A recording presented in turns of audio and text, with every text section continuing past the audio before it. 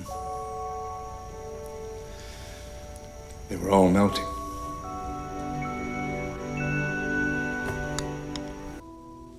So,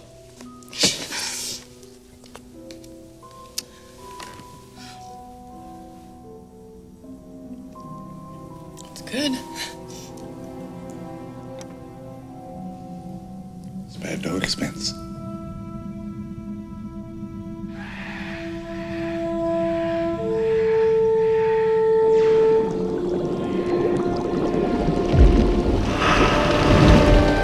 Hello everyone, and thank you for joining me. Today we're going to make the long anticipated caramel ice cream. This is a very simple recipe. I developed this actually for my food science class, but it turns out to be a great ice cream. It has very few ingredients, really easy to make, so I just wanted to share it with you today. So all that we need for this recipe is 100 grams of water, 165 grams of sugar, 6 egg yolks, and then this is actually a combination of 510 grams of 36% cream and 170 grams of 4% milk or regular whole milk. I didn't include vanilla in this recipe because I wanted to keep it as simple as possible, but it will add a little depth of flavor. If you want to put it in, you can use either a teaspoon of vanilla extract or you can split and scrape an entire vanilla bean, put it in when you're cooking the custard, and it will get strained out in the last step. So first thing we're going to do is crack our eggs and separate the yolks from the whites. We want to do this when the eggs are really cold right out of the fridge. If you let them warm up, the yolks tend to break a lot more easily.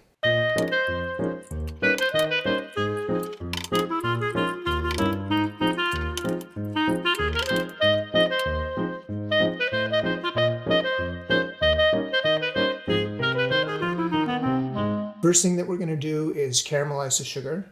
We're going to get it to the exact color that we're after. I have a whole video I've already done about cooking sugar, so if you haven't watched that already, you might want to check it out before you do this. And then as soon as it's to the exact color that we want, we're going to deglaze it with our milk and cream mixture. We're going to stir that until that caramel completely dissolves into the milk and cream.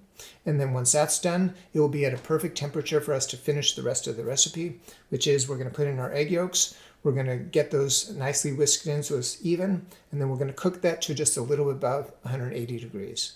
And that's it. Very easy. As soon as it's done, you can either put it directly into an ice cream machine if you have one, like the Breville or like the Musso that I showed in the last video, which have a compressor built in. So these ones you can put hot custard in immediately, and it will take, this particular machine takes a little over an hour to cool it. The Musso only takes 20 to 30 minutes. Or you can put this into a container, cool it down, and then put in the fridge for anywhere between 4 and 8 hours. That's called aging, and it will crystallize some of the fats in there, so it gives a slightly different texture, which some people prefer. Honestly, the difference in texture is very subtle. So if you're in a hurry for ice cream, I wouldn't even worry about doing that. But if you want to try to make the best possible creaminess of the ice cream, then you may want to age it, like I said, for about 4 to 8 hours. So that's it. Let's get started. Now I'm going to take my water and put it into the pot, and I'm going to put my sugar into the middle of the pot, making sure that I don't have any sugar crystals around the edges, because that can cause crystallization.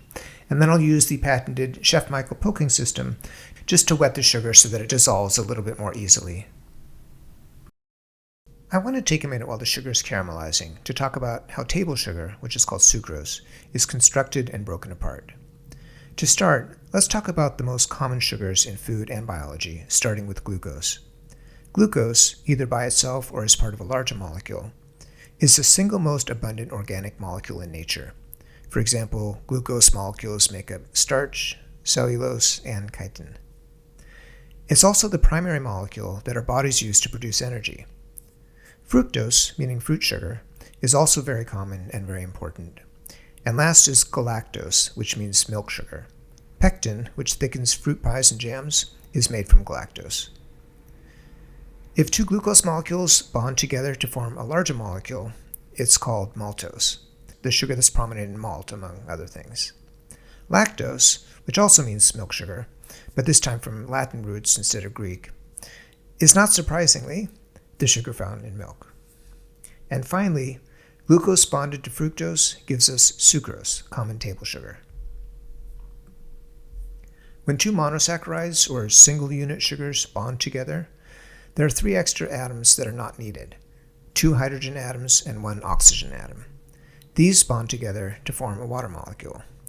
And for those of you who want extra credit, the bond between 2 monosaccharides is called a glycosidic bond, and the reaction is called a condensation reaction. Sucrose can be broken back down into glucose and fructose, but it requires a water molecule to do so, to provide the extra atoms that were lost during the condensation reaction. This is a crucial point here, because without this water, glucose and fructose can't reform. Incidentally, when sucrose is broken down into fructose and glucose, it's called invert sugar. And if you look at the list of ingredients on a candy bar, you're likely to see invert sugar listed. So now you know what it is. Now I want to talk for a minute about 2 types of caramelization. There's wet caramelization, done with water, like what we're doing today, and dry caramelization, where sucrose is put into a pan with no water and melted and then caramelized. Many chefs prefer one method over the other, but few people understand that the products produced by these 2 methods is going to taste different. During both types of caramelization, a lot of the sugar is broken into a variety of small molecules, and some of these molecules bond together to form even more molecules. Altogether, hundreds of new different molecules are formed.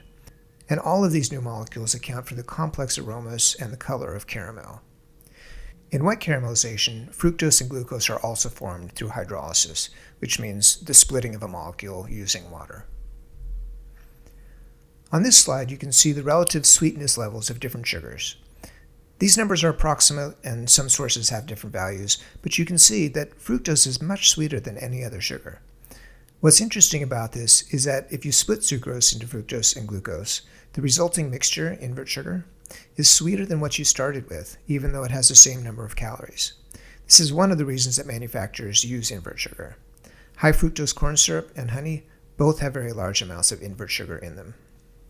Fructose, glucose, sucrose, and other sugars have many different properties from each other, like how easily they crystallize, how well they bind water, and other factors that have a significant impact on food and cooking. This is why some recipes call for specific types of sugars, and why, for example, some of my ice cream recipes call for both table sugar and corn syrup, which is a mixture of different sugars, predominantly glucose. Okay, so now back to our caramelizing sugar. Note that I never stir the sugar, since that can cause crystallization, which will ruin the caramel. We want to cook the sugar to a pretty dark color. This is somewhat up to your personal preference, but the darker you cook the sugar, the more flavorful it will be. It will also be more bitter as it gets darker. So if you want the ice cream a little sweeter with less taste of caramel, cook your sugar a little bit lighter. And if you want a more intense ice cream, cook it on the darker side. Just be careful not to go too far where the ice cream can get very bitter. At this point, you're going to deglaze your caramel with your milk and cream mixture. And you want to start stirring as soon as you pour it in so that it doesn't stick to the bottom. If that happens, you can just turn the heat on for about a minute and just loosen it up from the bottom, and then it'll be fine. And then at this point, just keep stirring. It'll take about 10 to 15 minutes to fully dissolve all the caramel. And during that time, your mixture will also be cooling down, and it'll end up somewhere usually between 100 and 110 degrees, which is perfect for the next step.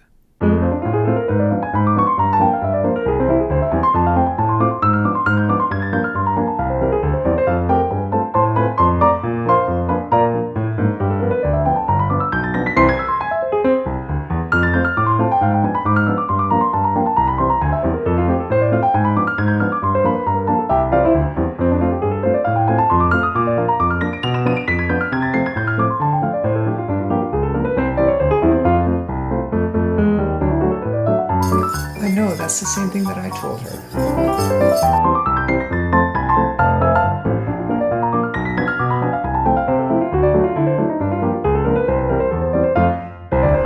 Okay, at this point, our caramel is completely dissolved, and we're going to drop in our egg yolks, break them up with our whisk, and start getting them mixed in. We don't have to completely mix them in at this point, because the next step is to cook the mixture to just over 180 degrees Fahrenheit, while stirring fairly constantly with the silicone spatula. By the time the custard is cooked, the mixture will be extremely smooth. While you're stirring, scrape the bottom and the sides of the pot so that none of the custard sticks and overcooks. You'll see the mixture visibly thicken when it gets to around 180 degrees Fahrenheit, and as soon as it's done, turn off the heat and give it a few more stirs, and then strain it either into the ice cream machine or into a container to cool if you're using an ice cream machine that doesn't have a cooling function. If that's the case, You'll want to leave the custard in the fridge for several hours or overnight to completely cool.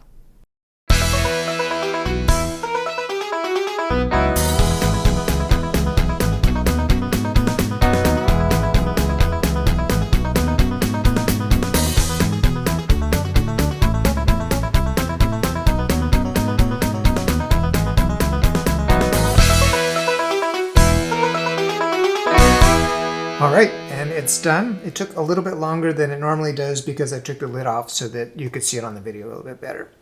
But it looks great, and I'm going to take it out and give it a little taste. So it's super creamy. If you like it a little bit firmer than this, just put it in the freezer and for an hour to 3 hours, depending on how firm you want. Super yummy. It's really creamy. It's got a great caramel taste. I didn't use any vanilla in it to make the recipe a little bit simpler. Normally I would because I think it gives it a little bit extra depth of flavor, but it has so much flavor without it. If you don't have vanilla and don't want to mess with that, perfectly fine.